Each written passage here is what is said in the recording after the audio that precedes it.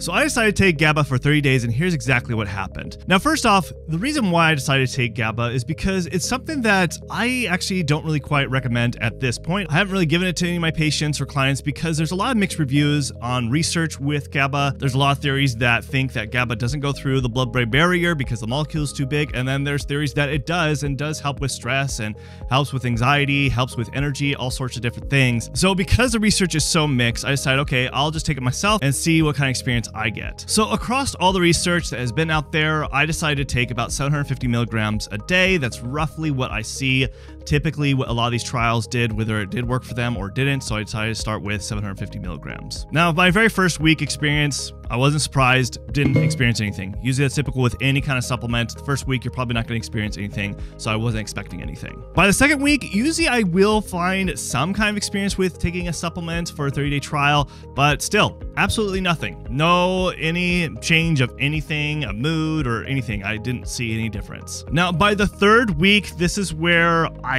maybe had a slight change in, where my stress was a little less, but it really was hard to really pinpoint whether it was GABA or it's because I was maybe exercising more. It was really hard to kind of pinpoint. So I really can't say it was the GABA that really made that change. So I would say still at this point, I felt like already 3 weeks in taking GABA, I even upped my dosage. I even decided, okay, since I'm not experiencing anything, I decided to take double the dose. So I did 1,500 milligrams a day to see if it would make any changes.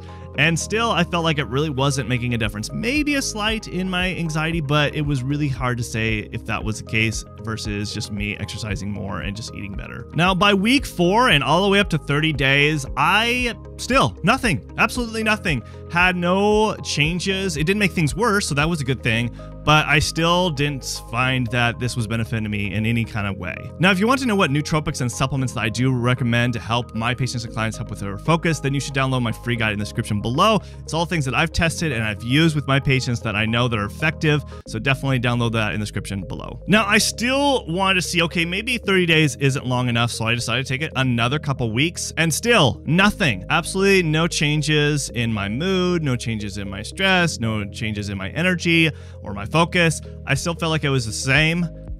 So I'm not sure if it really actually does work. But here's why I think it probably didn't work for me. A couple reasons. One, it's probably because my GABA levels are just fine. And if your GABA levels are just fine, which I suspect they are because my health, I've been working on it for a long time. And so I've really helped improve my ADHD health over the years. So I feel like, this is probably why I didn't feel any kind of change or experience because my GABA levels are just fine. Second is probably the argument that GABA supplementation, it can't cross the blood-brain barrier.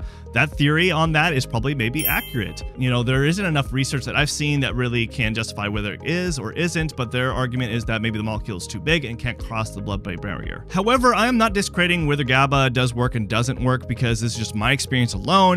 Probably there's plenty of you, and I'd like to know, put it in your comments, like, have you had good experience with GABA? Let people know in the community, or if it didn't work for you. This is something that we need to collect more on and know more research about this, because simply this is why I haven't really jumped on the bandwagon of using GABA for using with my patients' clients. I use something more like L-theanine because L-theanine I found does cross the blood-brain barrier and it does increase GABA levels. So that's something that I find a little bit more effective. Now, the other argument, maybe it wasn't long enough. Maybe I needed to do it for 2 to 3 months. Sometimes supplements can take up to that long, but I think for me, it's probably because I just didn't need it. And this is something you always need to keep in mind when it comes to taking supplements or any type of nootropics.